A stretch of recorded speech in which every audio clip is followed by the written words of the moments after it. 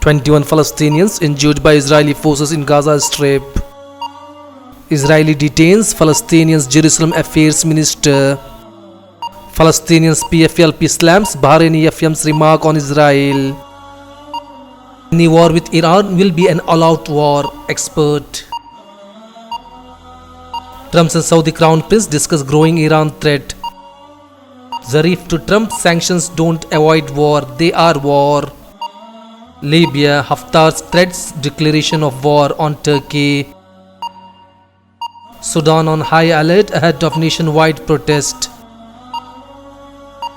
Swedish mosque vandalized in racist attack. South Africa, outrage as officers charge over headscarf. Erdogan and Modi meet in Japan, discuss trade and defense. Saudi Arabia increases India's Hajj quota by 30,000.